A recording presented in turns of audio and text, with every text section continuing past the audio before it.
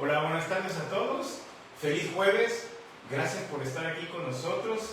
Bien, te damos la bienvenida, Carlos y Aguacaliente, en la ciudad de Tijuana, al norte del país. Y bueno, vamos a continuar con nuestro estudio bíblico de este maravilloso jueves entre semana. Gracias a Dios porque tenemos un servicio de iglesia y pues vamos a transmitirlo también en vivo para aquellos que se están conectando ahorita en este momento. Gracias a Dios por tu vida, gracias porque ahí donde estás en tu casa, en el lugar donde puedas tú obtener esta transmisión, ahí estamos llegando nosotros. Si estás en una condición de no poder trasladarte a una iglesia, en una condición donde no puedas asistir a una iglesia, quizá por el momento a una iglesia local, pues déjame decirte que nosotros queremos llegar y ser tu iglesia virtual junto con otros adoradores, no solamente en nuestra área, sino en todo el país y en todo el mundo. Esperamos que este servicio sea de bendición para ti y que tu vida espiritual crezca a través de nuestro estudio bíblico del día de hoy. También quiero recordarte que los jueves estamos estudiando verso a verso la serie Libro de Génesis. ¡Qué maravilloso libro! Hemos aprendido juntos en estos dos maravillosos capítulos que apenas iniciamos y hoy no va a ser la excepción. Hoy vamos a aprender cómo hemos sido diseñados para caminar juntos. Y esto va a ser tan emocionante, va a ser de gran bendición para el matrimonio, va a ser de gran bendición para aquellos que están pensando contraer un matrimonio. No solamente es disfrutar de una relación, de una compañera o un compañero, sino cuál es el diseño que Dios estableció desde el principio, antes de que el pecado entrara al mundo, cómo Dios ya había establecido esta relación única, diseñados para caminar juntos. En estos versículos que vamos a ver el día de hoy, en el capítulo 2, Dios nos lleva al momento en que Él mismo establece el diseño original del matrimonio. Y es importante observar que el matrimonio no nace de una necesidad cultural. Una necesidad porque una cultura necesita formarse y forjarse. Ni tampoco es de una tradición humana, ni de una institución creada por la sociedad. ¿Sabe dónde nace? Nace en el corazón de Dios. Y el relato que vamos a ver enseguida, entonces este relato presenta el matrimonio antes aún de la entrada del pecado, por lo que nos muestra el modelo original del matrimonio. Antes de que el egoísmo, la dureza del corazón, la infidelidad y la separación afectaran a relaciones humanas, entonces Dios nos presenta el matrimonio. Además, en Génesis 2, ahí nos presenta no solamente a un Dios como el Creador poderoso, sino como Elohim, el Yahweh Elohim, el Dios personal, el Dios de cada uno de nosotros, que conoce las necesidades del ser humano y actúa para suplirlas. No solamente conoce tus necesidades, sino que actúa y suple cada una de las necesidades de cada uno de nosotros. Un hombre le dice a su amigo: mi esposa y yo nunca discutimos. Es algo que no sucede en nuestro hogar. Y entonces, ¡qué maravilla!, dice su amigo. Oye, ¿y cuál es el secreto? Él dice: muy sencillo. Ella decide y yo estoy de acuerdo. Y aunque nos haga reír esto, el verdadero propósito del matrimonio bíblico no es que uno domine al otro. No es que uno tenga la verdad absoluta y que el otro solo se mantenga como un caballito bueno. Sí, claro que sí, como un caballito bueno, como un caballito que no sabe decir que no, sino que ambos aprendan a vivir bajo el gobierno y la tutela de Dios. Esto es muy importante. Bien, si tú estás tomando notas, te animo a que sí lo hagas. Y vamos a estar en Génesis capítulo 2, versículos 18 al 25. Y en nuestro relato bíblico, nosotros vamos a aprender sobre cómo somos diseñados para caminar juntos. Y este es el título para nuestra enseñanza el día de hoy. Diseñados para caminar juntos. Génesis capítulo 2, versículo 18 al versículo 25. A través de nuestro estudio verso a verso, nosotros vamos a aprender cómo poner en práctica 4 maravillosos consejos muy prácticos para caminar juntos en el diseño divino. 4 consejos prácticos para caminar juntos en el diseño divino. Para comenzar, Dios nos va a enseñar en nuestros primeros versículos que vamos a estudiar en nuestro estudio verso a verso el día de hoy, cómo Dios conoce nuestra necesidad de compañía. Y esto nos lo va a enseñar Moisés a través del libro de Génesis, a través del Espíritu Santo, cómo Dios conoce nuestra necesidad de compañía. Para esto vamos a leer los primeros versículos, los versículos 18 al 20. Si tú tienes una Biblia, un dispositivo, un teléfono, una computadora, si estás ahí en tu oficina, estás en una sala donde quizás tengas inmovilidad, bien, si tienes una Biblia, un dispositivo, yo te animo a que lo abras y lee conmigo en el capítulo 2 de Génesis, los versículos 18 al 20 del libro de Génesis. Vamos a leer y dice así. Verso 18 dice: y dijo Jehová Dios, no es bueno que el hombre esté solo, le haré ayuda idónea para él. Jehová Dios formó pues de la tierra toda bestia del campo y toda ave de los cielos, y los trajo a Adán para que viese cómo los había de llamar. Entonces, de los cielos y le trajo y todo lo que Adán llamó a los animales vivientes, ese es su nombre. Verso 20. Y puso Adán nombre a toda bestia y ave de los cielos y a todo ganado del campo. Mas para Adán no se halló ayuda idónea para él. Wow. Bien, ¿dónde estamos en nuestro estudio verso a verso el día de hoy? En nuestro estudio anterior estuvimos aprendiendo cómo nosotros aprendimos sobre el descanso divino. El séptimo día, cómo Dios descansó después de en 6 días hacer la creación. Ahora, aprendíamos que no es que Dios estuviera cansado, sino que fue el mensaje directo para que el hombre supiera que necesitaba descansar de su jornada y dedicarle un tiempo al descanso físico, al descanso espiritual, el cual es Jesucristo, la palabra de Dios, y así poder retomar sus otros 6 días que iba a comenzar su jornada. Bien, en el versículo 18 del día de hoy, si lo leemos una vez más, dice: y dijo Jehová Dios, no es bueno que el hombre esté solo, le haré ayuda idónea para él. Este versículo es extraordinario porque es la primera vez en el relato de la creación que aparece la expresión no es bueno. En todo lo que Dios estaba haciendo, Dios encontraba que todo era bueno. Era bueno el firmamento, era bueno separar el agua que estaba abajo con el agua que quedó arriba, los montes, era bueno todo lo que estaba haciendo. Pero es interesante ver que entonces Dios usa la expresión no es bueno. Oh no, al hombre no lo podemos dejar solo. El hombre no está bien que esté solo. Necesitamos hacer algo por este amigo. No es bueno. Y hasta aquí Dios había declarado repetidamente que todo lo que había creado era bueno. Pero ahora encuentra algo que todavía está incompleto. Aquí le falta algo. Creo que el hombre, estoy viendo como que le falta algo. No es bueno que el hombre esté solo. Ahora, esto no significa que Dios hubiera cometido un error creando a Adán solo temporalmente. El punto es que la creación del hombre todavía no estaba completa. La creación completa le faltaba una parte esencial, muy importante. Y en cuanto a la relación humana, para la cual Dios lo había diseñado.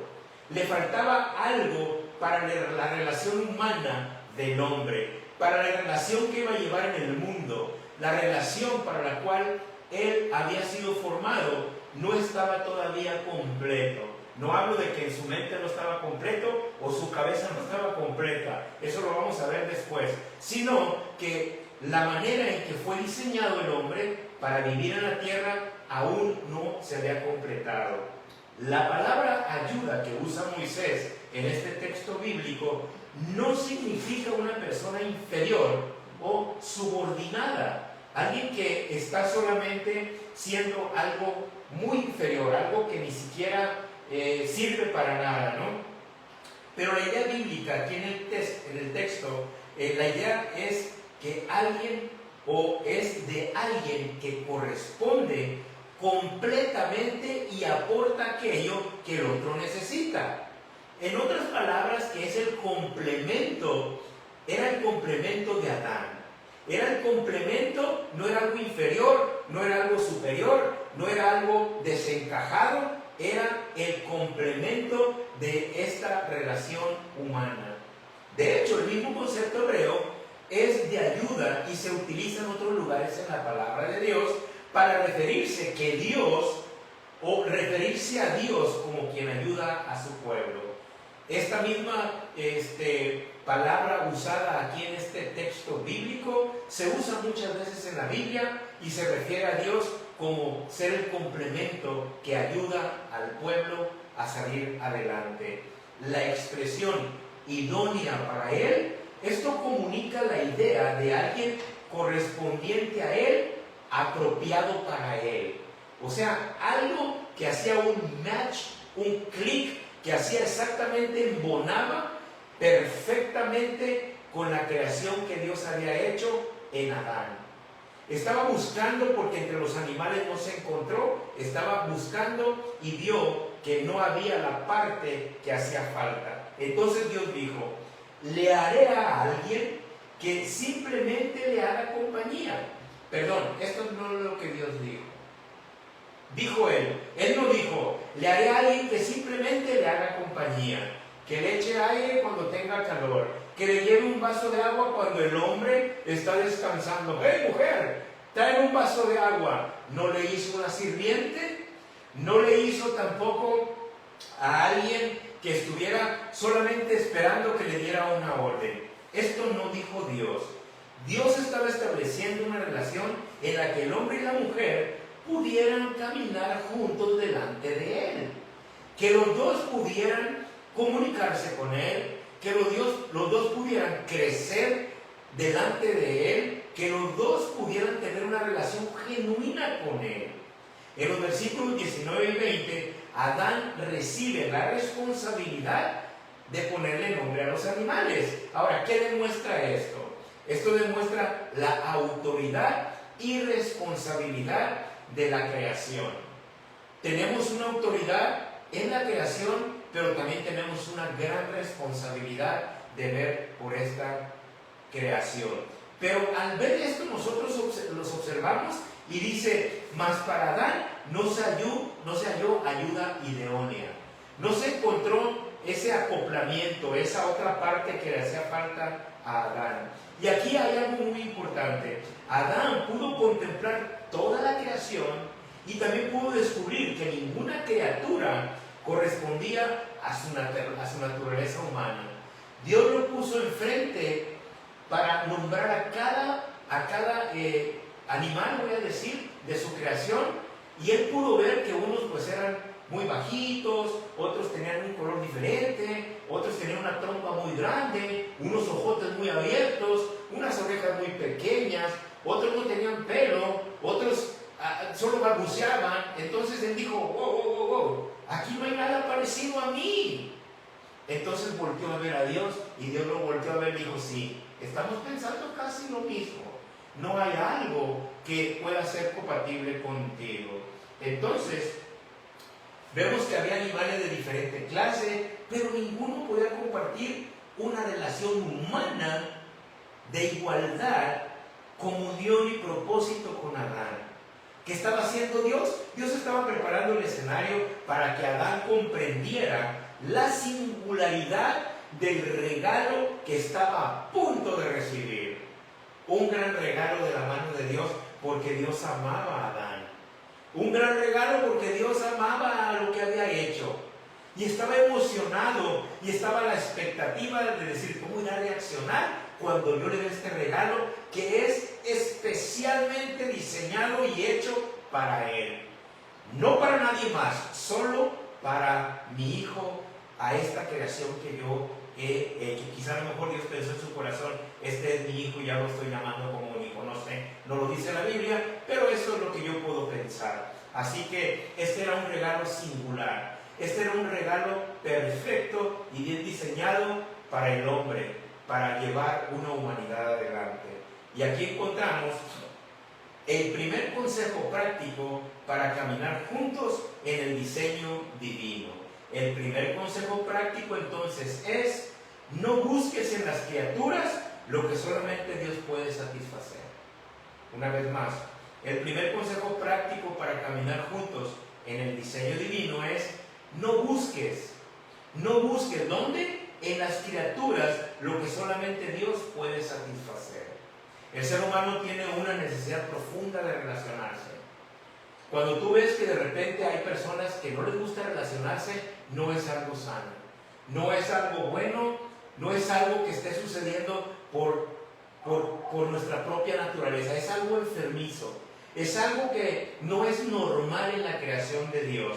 El ser humano tiene una necesidad profunda de relacionarse, pero existe una diferencia entre necesitar compañía y convertir a otra persona en nuestro Dios, en convertirnos en una pulga, en convertirnos en algo que si no está ahí yo no vivo. Eso es una diferencia entre necesitar compañía y convertir a otro ser humano en nuestro Dios.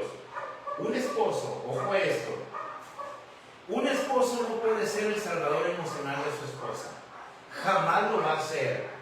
No pierdas el tiempo en querer tú ser la figura emocional que tu esposa necesita. Es que mi esposa está pasando por tantos conflictos emocionales, pero aquí está el superhéroe de la película y yo soy el remedio de sus emociones. No, vas a quedar corto. No vas a poder lograrlo, ni siquiera lo intentes. Un esposo no puede ser el salvador emocional de su esposa, pero tampoco una esposa puede ser la fuente absoluta de identidad de su esposo. Esposas, no busquen que su esposo obtenga una identidad porque, pues mírenme, ¿acaso no me ve? Él va a tener una identidad a través de mí. No funciona así. Tampoco funciona con los hijos. Los hijos no pueden llenar el lugar de Dios. Jamás lo van a hacer. No vamos a ser capaces como hijos, ni los hijos van a ser capaces de llenar ese lugar que Dios solo puede llenar. Pero falta otro grupo que tampoco puede llenar ese vacío que hay en el hombre: los amigos. Los amigos tampoco lo pueden llenar. ¿Sabes que el matrimonio es un regalo de Dios? Es un regalo maravilloso de la mano de Dios, pero nunca fue diseñado para reemplazar a Dios. Es un regalo, pero no es un reemplazo. Esto es muy importante que nosotros lo conozcamos el día de hoy. Tu matrimonio es un regalo de la mano de Dios, pero nunca un reemplazo para dejar de ver a Dios cada uno por su lado. Jesús dijo en Mateo 6:33, mas buscad primeramente el reino de Dios y su justicia. Entonces podemos nosotros decir que el orden correcto es fundamental en la vida de cada uno de nosotros. Dios primero, nuestra identidad en Dios, nuestras relaciones bajo Dios. Este es un orden correcto. Primeramente Dios, luego adquirimos una identidad en Dios, luego nuestras relaciones tienen que estar sometidas bajo el orden divino de Dios mismo.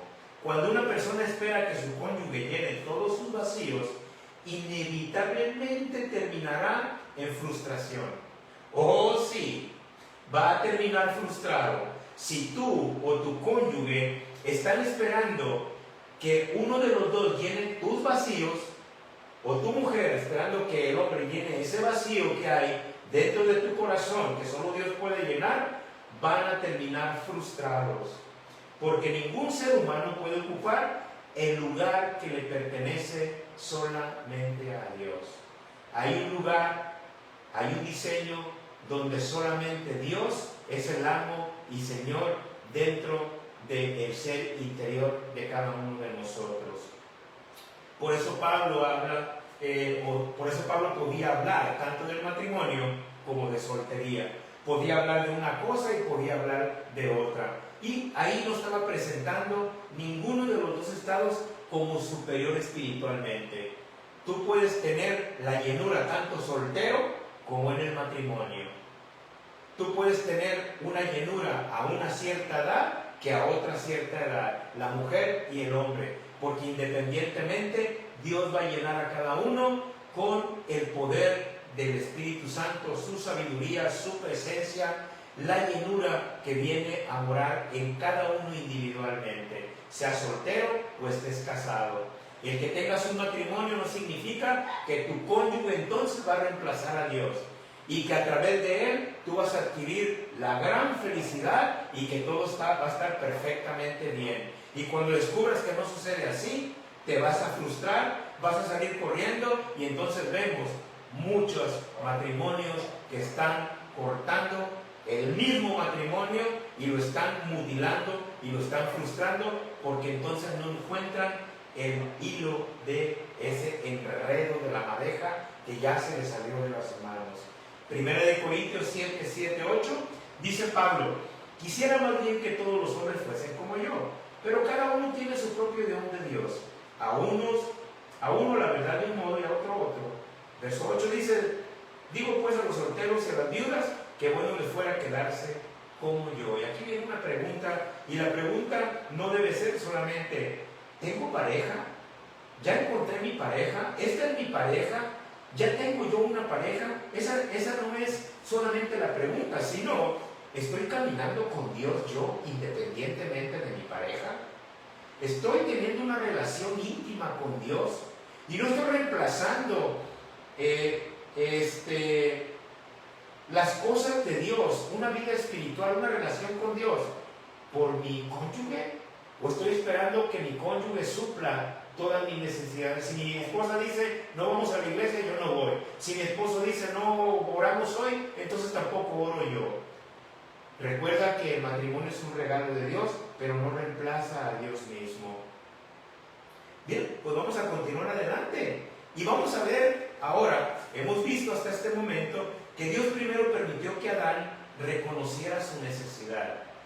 Cuando Dios le presentó los animales a Adán, él reconoció que él todavía no estaba completo, que los animales pudo ver macho y hembra en toda la creación, pero que a él le faltaba algo, que todavía no estaba formado. Entonces Dios le permite que él reconozca su necesidad. Después de mostrarle que ninguna otra criatura podría ocupar ese lugar, entonces Dios toma la iniciativa, no la toma Adán. La iniciativa la toma Dios, no el hombre. Cuando Dios revela una necesidad, también tiene el poder y la sabiduría para proveer conforme a su propósito. Este es el propósito de Dios. Él toma la iniciativa, porque si yo no le permito que Él tome la iniciativa y que Él sea el que revele las cosas, yo voy a estar en problemas, tomando lo que no es, tomando donde no conviene, y luego viene una frustración a mi vida. Entonces, Dios establece una relación única, y esto lo vamos a ver en los versículos 21 al 23 de nuestro estudio verso a verso de la serie Libro de Génesis. Acompáñame a leer el versículo 21 al 23. Entonces Jehová Dios hizo caer un sueño profundo sobre Adán, y mientras éste dormía, tomó una de sus costillas y cerró la carne en su lugar. Y de la costilla que Jehová Dios tomó del hombre, hizo una mujer y la trajo al hombre. Dijo entonces Adán: esto es ahora hueso de mis huesos y carne de mi carne. esta será llamada varona, porque del varón fue tomada. Qué emocionante, ¿no? En el verso 21 vemos cómo entonces Jehová, Dios hace caer en un sueño profundo a Adán. Él se mantuvo dormido en un sueño profundo y apacible. ¿Qué significa esto? Que Adán estaba tranquilo, relajado. No necesitaba estar pensando, ¿cómo será la compañera? Alta, grande, delgadita, bien formada, no sé. No tenía por qué estar pensando eso. Dios le dijo, hey, te voy a poner en un relajamiento porque no necesito que me ayudes. Porque no creo que tú estés capacitado para ayudarme. Déjame verlo por ti. Entonces pone en un estado de un profundo sueño y una tranquilidad a Adán. Y mientras él estaba en este estado, esto es importante, mientras él estaba en este estado de no meter las manos donde no le estaban llamando, entonces dice que Jehová Dios tomó una de sus costillas y luego cerró la carne en su lugar. Aquí encontramos una escena profundamente con mucho significado o profundamente significativa. Adán no fabrica a Eva. No fue la fabricación de un pensamiento ni la idealización de la mente de Adán. No la encuentra tampoco por casualidad. ¡Oh! Ahí. ¡Oh! ¡Qué hermoso! Ya encontré el amor de mi vida. ¡Oh, Señor, gracias! No sucedió así. No la produce mediante su propio esfuerzo. Oh, cuando esta mujer vea que yo en verdad las puedo hasta que me sangren las manos, ella va a venir a mí. Tampoco sucedió así. ¿Qué hizo? Dios la formó. Dios la formó especialmente para él. Y es así como el matrimonio comienza con la iniciativa divina o Dios tomando la iniciativa. Ahora vamos a ver la expresión de la costilla. La expresión costilla corresponde a un término hebreo que se puede pronunciar una T, tsela, con S, tsela, T, S-E-L-A, tsela, que puede referirse al costado, simplemente al costado. Esto era referencia que encontramos, la palabra que está utilizando Moisés para transmitirnos la idea de que es del costado de donde viene la creación de la mujer. Y este texto enfatiza que la mujer procede del mismo ser humano que Dios anteriormente ya había formado. En el versículo 22 vemos, y de la costilla que Jehová Dios tomó del hombre, hizo una mujer y la trajo al hombre mismo. Observamos una expresión hermosa, dice que le trajo o la trajo a la creación que había formado del mismo hombre, la trajo y la presentó a el hombre. La trajo y se la presentó Dios mismo tomando la iniciativa. Dios está presentando como quien lleva a la mujer hacia Adán. Él toma a la mujer, le da forma y él mismo se la presenta a Adán. Y aquí hay una verdad pastoral muy importante. El matrimonio debe estar sometido al diseño de Dios. La cultura puede cambiar, las expectativas cambian, las redes sociales cambian, las ideas acerca del amor también cambian, pero el diseño de Dios permanece para siempre. Nuestras ideas, el amor que nosotros vivimos como humanos, todas estas ideas pueden cambiar, pero el diseño que Dios hizo jamás van a cambiar. Las culturas van y vienen. Ahora vemos culturas medio raras que, bueno, ¿para qué decirte? Porque entraríamos en un tema infinito, pero todas esas ideas cambian, pero el diseño que Dios hizo jamás va a cambiar, es inmutable.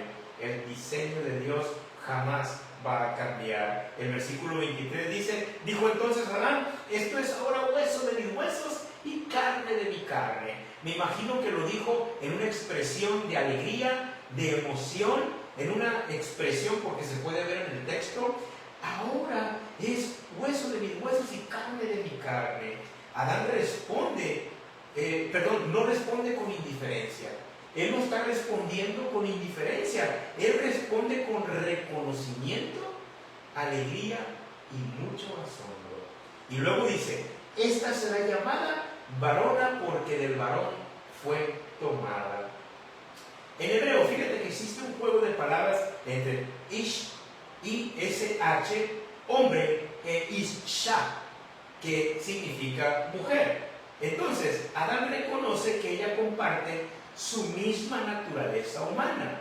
Adán está reconociendo en el principio lo que ya hemos perdido nosotros en reconocimiento, que no es inferior, que no es una posesión, y que ella es algo que corresponde, que embona, que perfectamente hace un match. Entonces, no está diciendo que es inferior a él o que es una posesión solamente. Él está diciendo, es mi misma parte, mi misma esencia, es yo mismo, es lo que soy yo, es la otra parte que me hace ser completo como hombre. Y aquí encontramos nosotros nuestro consejo, el segundo consejo práctico para caminar juntos en el diseño divino. El segundo consejo práctico para caminar juntos en el diseño divino es: aprende a valorar a tu cónyuge como un regalo de Dios. Aprende a valorar tu cónyuge como un regalo de Dios. Este es nuestro segundo consejo práctico para caminar juntos en el diseño divino. Y sabes que una de las tragedias del matrimonio moderno es que muchas veces dejamos de valorar lo que Dios nos dio.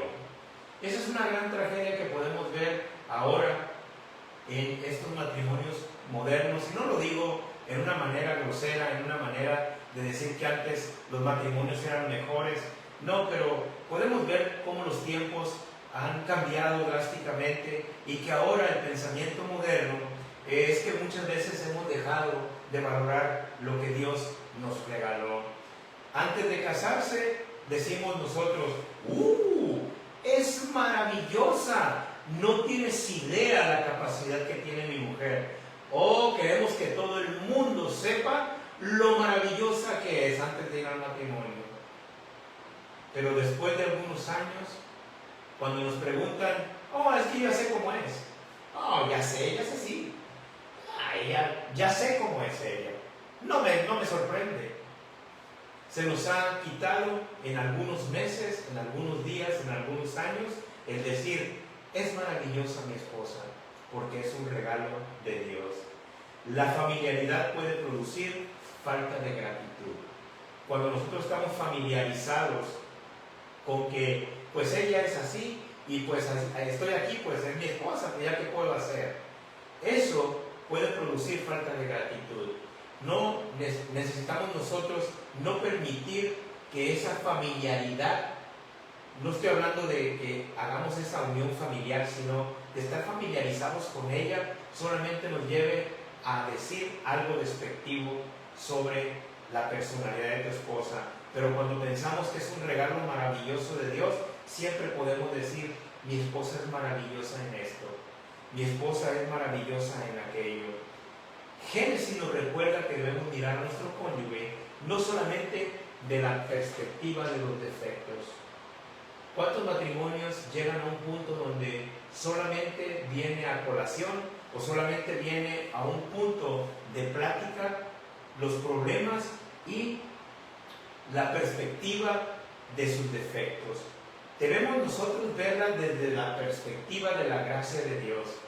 Que no se nos olvide a nosotros, varones, hombres, esposos, que no se nos olvide a nosotros que nuestra esposa es un regalo de Dios y que nuestra esposa siga siendo maravillosa a través de nuestros ojos, a través de nuestro corazón, a través de nuestro pensamiento, y que ella siempre sea maravillosa porque viene de Dios, porque es un regalo que llegó de parte de Dios. Proverbios 18:22 dice, el que haya esposa haga el bien y alcanza la benevolencia de Dios. Yo muchas veces he fallado en esta área.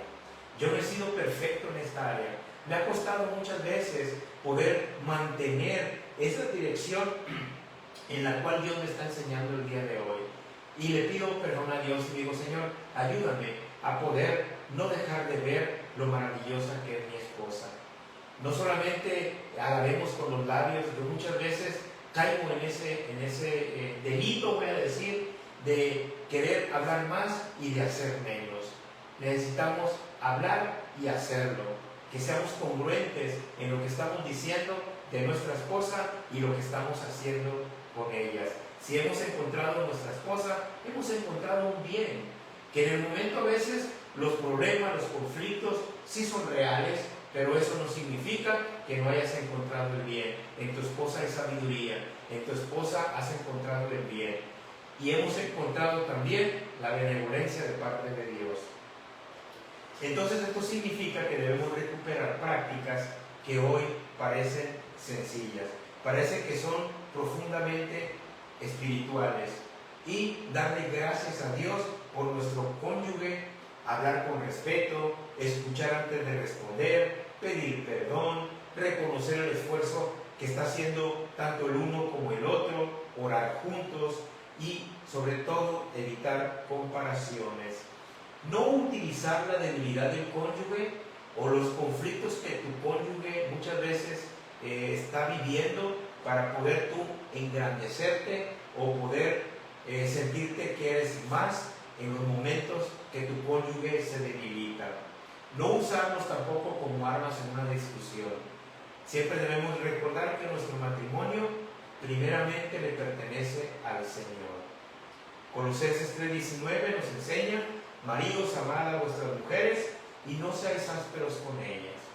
Vamos a tener ese tiempo esta semana de poderle decir: Dios, ayúdame a no ser áspero con mi esposa. Bueno, pues después de mostrar que Dios creó a la mujer como la correspondiente o la parte que le hacía falta a Adán, ahora el texto nos va a llevar a una de las declaraciones más importantes de toda la Biblia acerca del matrimonio. Una de las declaraciones más importantes en el matrimonio en toda la Biblia. Entonces ahora no solamente veremos quiénes son el hombre y la mujer, sino qué ocurre cuando Dios los une. Vamos a ver esto en el versículo 24. Por tanto dejará el hombre a su padre y a su madre y se unirá a su mujer. ¿Y qué crees? Y serán una sola carne. Por tanto dejará el hombre a su mujer y se unirá dejará a su padre y a su madre y se unirá a su mujer y serán una sola carne.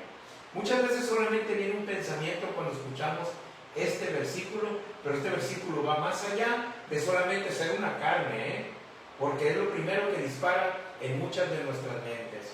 Pero este versículo nos enseña mucho más allá de solamente ser una carne. Primeramente, el versículo nos enseña: dejará. El matrimonio crea una nueva unidad familiar. Recordemos que todos venimos de un padre y una madre.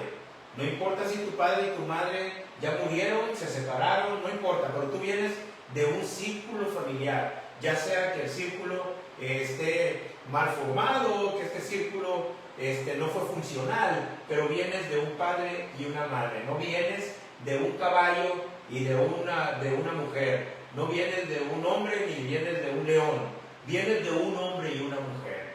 Entonces, aquí el punto principal es que el matrimonio crea una nueva unidad familiar. Hay un corte, hay un parteaguas. Esto no significa abandonar irresponsablemente a aquellos que todavía tienen a sus padres, o aquellos que pues por lamentablemente ya no están, ahí ya no califica, pero esto no significa abandonar irresponsablemente a los padres. Significa que el matrimonio establece una nueva prioridad de relación. Aquí hay un corte, otra vez lo digo, hay un parteaguas, hay una línea que va a comenzar a dividir una nueva unidad, va a ser una nueva familia. Después del matrimonio, el esposo y la esposa deben construir una nueva unidad. Los padres siguen siendo importantes, pero ahora existe una nueva responsabilidad primaria. Ya no es como cuando estabas soltero. Ahora tú tienes una gran responsabilidad. No significa que tus padres no sean importantes, lo siguen siendo, pero pasan a un segundo término. Tanto lo tienen que entender los padres como los hijos. Entonces en el verso, en el punto número 2, podemos ver que se unirá. Se unirá. La palabra comunica una unión fuerte. Dice que aquel matrimonio que se consolida se une, y esto significa una unión fuerte. No solamente una unión, sino una unión fuerte. No solamente una unión fuerte, permanente y comprometida. No habla simplemente de me quedaré mientras todo funcione. Vamos a juntarnos y vamos a ver qué pasa. Vamos a casarnos porque dice tu papá que es importante y vamos a ver hacia dónde nos lleva. Y si no funciona, tú por tu lado y yo por el mío. Ah, mira qué fácil. Oh, qué suave, ¿eh? Eso es muy, muy fácil, pero no funciona así. Dios no nos diseñó para ello. Me quedaré mientras todo funcione. Esto habla de compromiso. El matrimonio bíblico no se sostiene únicamente sobre sentimientos. Es que hoy amanecí y fíjate que ya me di cuenta que ya no eras tú la mujer que yo soñé. Ya no eres tú. Creo que pasó otra por ahí, ya vi que creo que esa es, y ahí voy corriendo para no funciona así. No está basado sobre un sentimiento. Los sentimientos son importantes, pero los sentimientos cambian. Tu matrimonio no puede estar basado, si tú estás pensando en casarte, no, o estás casado, no.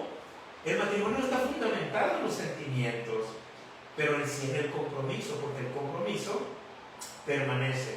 Punto 3 es que serán una sola carne. Aquí encontramos mucho más que una referencia sexual, porque siempre se viene eso a la memoria. Van a ser una carne, qué maravilloso, vamos a hacer solo una carne, tú y yo, mujer. No es solamente una referencia a un acto sexual, incluye intimidad física, emocional, relacional y espiritual. No es solamente tener contacto físico, también emocional, relacional y espiritual. Dios está uniendo dos vidas en una relación de profunda unidad.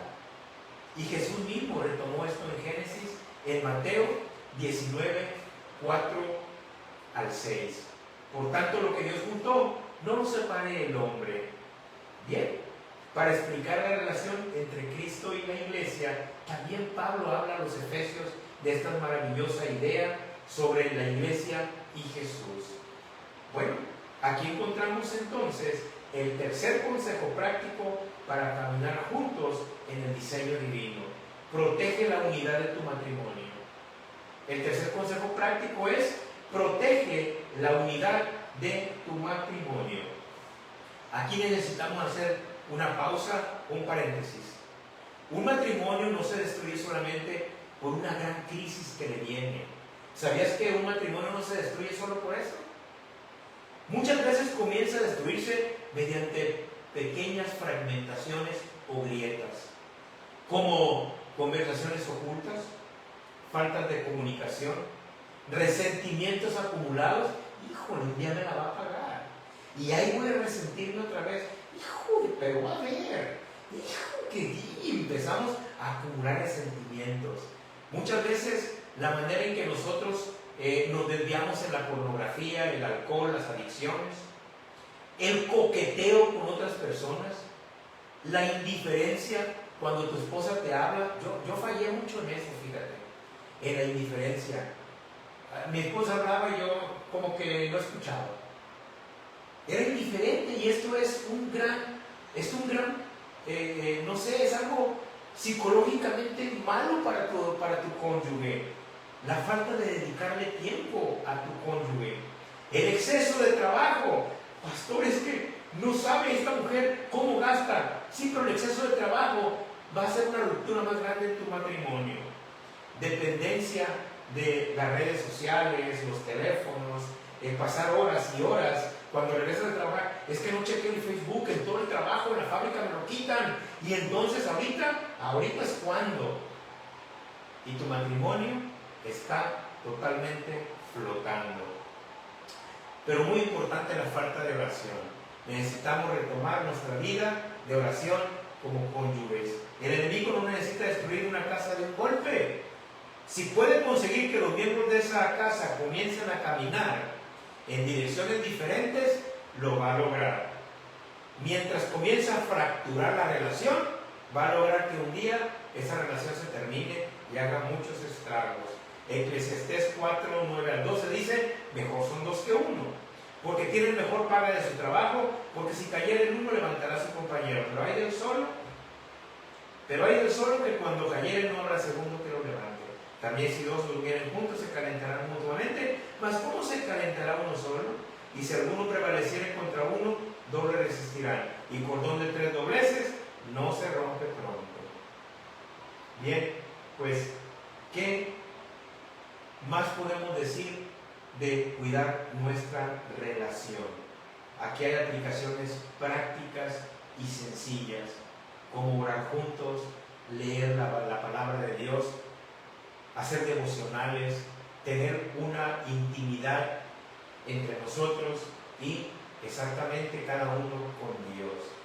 Hagamos nosotros entonces una sociedad espiritual, nuestro matrimonio, que sea una sociedad fuerte, una sociedad bien cimentada. Oremos juntos, leamos la Biblia juntos, sirvamos juntos y sobre todo adoremos a Dios en unidad. Tengamos conversaciones espirituales, pidamos perdón rápidamente. Cuando hay un conflicto, no preguntes, ¿cómo puedo ganar esta discusión? ¿Cómo le hago para ganarle? Porque no puedo.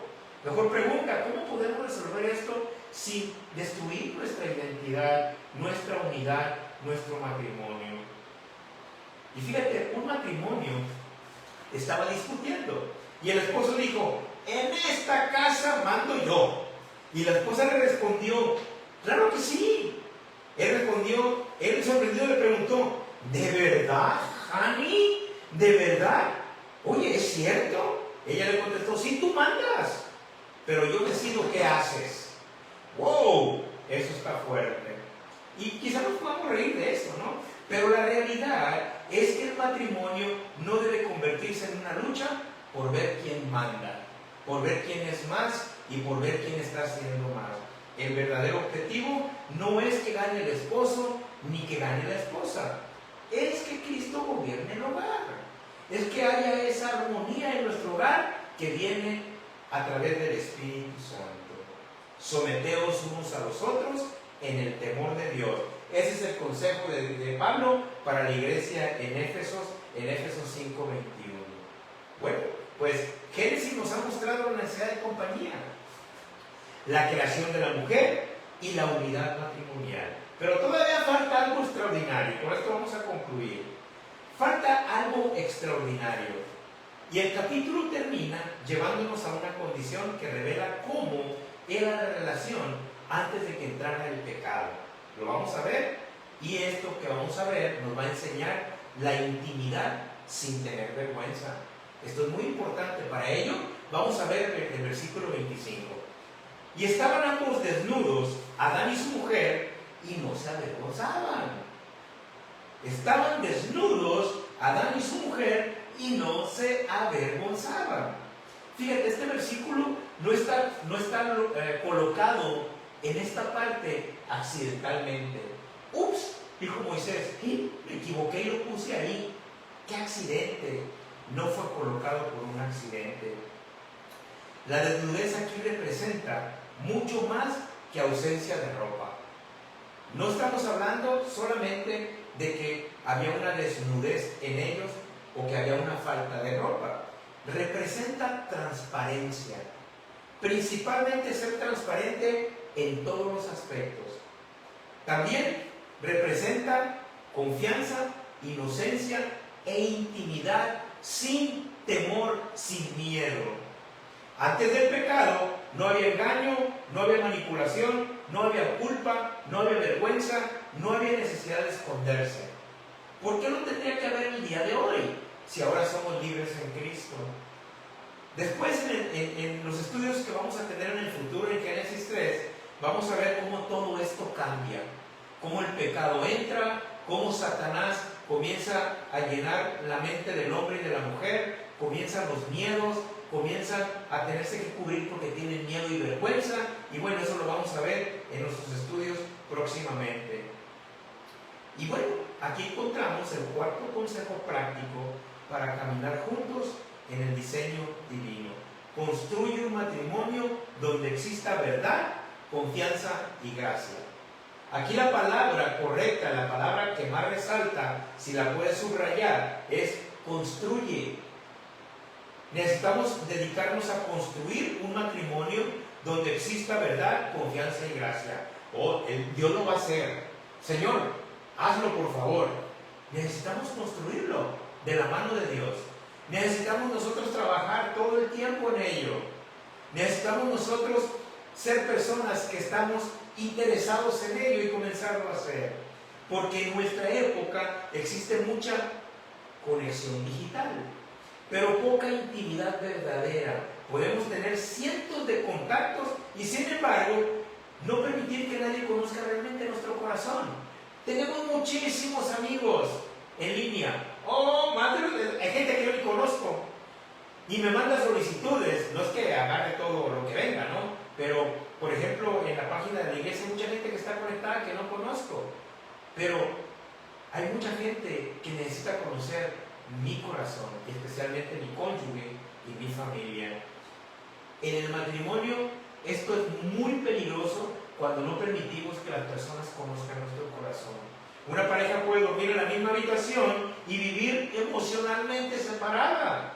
No tienen nada en común, ni siquiera se conocen, no saben lo que le gusta al otro. Solo se come lo que hace porque, para no pelear y discutir. Por eso nosotros debemos recuperar el principio de transparencia. Ese principio que tenían y que vemos en el verso 25, que estaban desnudos y parecía que nada pasaba. Eran transparentes. Ahora, no significa contar cada pensamiento impulsivo. Significa no construir una vida secreta. Que no tengamos nosotros contraseñas secretas para esconder relaciones indebidas. No mantener conversaciones que el cónyuge tendría razón para considerar una traición. No vivir una vida pública y otra privada. La intimidad matrimonial crece cuando existe verdad, confianza, perdón, fidelidad y gracia. Grábate estas: verdad, confianza, perdón, fidelidad y gracia. Santiago 5:16 nos recuerda que el valor de confesar y orar unos por otros es algo muy importante hacer. Bien, casi hemos terminado. Colosenses 3:13 dice: sopórtense unos a otros y perdónense unos a otros si alguno tuviera queja contra otro, de la manera que Cristo os perdonó, así también hagan ustedes. Y aquí encontramos una pregunta muy importante para nuestro tiempo. ¿Puede mi cónyuge conocer verdaderamente quién soy? ¿Le estoy permitiendo y le estoy transmitiendo y le estoy permitiendo y abriendo mi corazón para que me conozca? ¿Y aún así sentirse seguro conmigo? Si la respuesta es sí, estamos construyendo intimidad. Si la respuesta es no, necesitamos permitir que Dios sane el por qué nosotros estamos cerrando la puerta para que mi cónyuge entre y me conozca de verdad quién soy, quién fui y quién soy ahora en Cristo. Bien, pues hemos llegado al final de nuestro servicio, de este maravilloso estudio bíblico verso a verso en el libro y capítulo 2 de Génesis. Y bien, por último quiero decirte que en estos maravillosos versículos del 18 al 25, Dios muestra el diseño original de Dios. Primeramente, que Dios creó al ser humano para vivir en relación. No es bueno que el hombre esté solo. En segundo lugar, vemos cómo Dios creó al hombre y a la mujer con dignidad y correspondencia. Hueso de mis huesos y carne de mi carne. En tercer lugar, Dios diseñó el matrimonio como una unión profunda y comprometida. Serán una carne. Y en el 4 vemos cómo Dios diseñó el matrimonio para vivir en verdadera intimidad. No se avergonzaban. Y hay algo todavía más profundo. El matrimonio no solamente habla del matrimonio. Recuerda por favor esto. El matrimonio no solamente habla del matrimonio, apunta hacia Cristo. Espero que este estudio haya sido de bendición para tu vida, pero hay algo más importante que te quiero preguntar el día de hoy. ¿Has nacido tú de nuevo? ¿Has hecho esta confesión tan maravillosa de decir: hoy he nacido de nuevo? y puedo tener un matrimonio de acuerdo al corazón de Dios? Esa es la pregunta más importante que nos podemos hacer nosotros el día de hoy. Nacer de nuevo. Si tú has nacido de nuevo, te felicito, pero si tú por primera vez has escuchado el mensaje de salvación, el Evangelio de las Buenas Nuevas, y has escuchado por primera vez esta pregunta, ¿he nacido de nuevo? Sí, quiero decirte que un cristiano no va a ir al cielo, que una persona no va a ir al cielo solo porque va a la iglesia, o porque conoce algún texto bíblico, o porque tiene 400 años reuniéndose en una iglesia. No va a ir al cielo porque sabe cantar salmos o porque toca en el grupo de alabanza. Solamente es naciendo de nuevo. La importancia de nacer de nuevo, pero ¿cómo una persona nace de nuevo? ¿Qué hay que hacer? ¿Qué dice la Biblia para nacer de nuevo? ¿Qué me enseña la palabra de Dios? ¿Por qué es tan importante nacer de nuevo? Porque la palabra de Dios me promete vida eterna. Y si tú no has nacido de nuevo, hoy lo puedes hacer. Y hay dos cosas importantes para nacer de nuevo. Es a través de la fe, a través del arrepentimiento, a través de decirle a Jesús, Señor, te acepto como mi único y suficiente Salvador. Si tú haces estas cosas en arrepentimiento genuino, a través de la fe, tú le dices al Señor, ven a mi vida, te acepto como mi Salvador, necesito ese Salvador al cual yo no me puedo salvar por mí mismo, el Señor promete salvarte en el momento. Si tú lo haces, te felicito. Y por favor escríbenos, mándanos un mensaje de texto, queremos celebrar contigo, queremos nosotros ser parte de esta nueva jornada de vida, queremos ser parte de tu vida y tu nueva vida espiritual. Haznos saber que has nacido de nuevo para acompañarte en esta nueva etapa de tu vida. Dios te bendiga y nos vemos hasta la próxima. Bendiciones.